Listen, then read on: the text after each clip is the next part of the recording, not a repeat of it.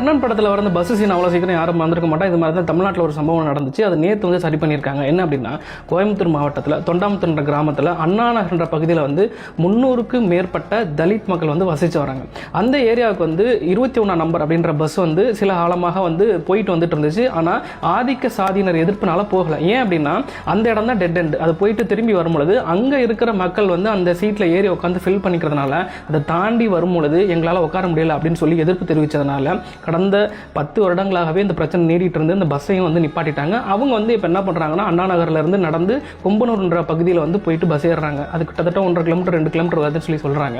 So இதை வந்து டிவிக்கு ஆட்சி பொறுப்பேற்றதுக்கு அப்புறமேட்டுக்கு வன்னியரசை வந்து சமூக நீதி அமைச்சராக வந்து போட்டாங்க. அதுக்கப்புறமேட்டு அவருக்கு கோயம்புத்தூர் வரும்போது இந்த நியூஸ் கிடைக்க வருது. கிடைக்க வந்த ஒரு சில தினங்களிலேயே இதுக்கு நடவடிக்கை எடுத்து பஸ் வந்து அங்கே விட்டுட்டாங்க. இதை பற்றி வி லவ் கோயம்புத்தூர் அப்படின்ற பேஜ் வந்து ஏற்கனவே ஒரு 5-6 மாதத்துக்கு முன்னாடி வீடியோவை பதிவு பண்ணியிருந்தாங்க. ஸோ அவங்க வந்து திரும்ப இப்போ நேற்று வீடியோ பதிவு பண்ணியிருந்தாங்க. அந்த பஸ் வசதி வந்து அங்கே போகிறதுக்கான ஏற்பாடுகள் பண்ணி கொடுத்துட்டாங்க அப்படின்ற மாதிரி. எனக்கு 2 கேள்வி இருக்குது.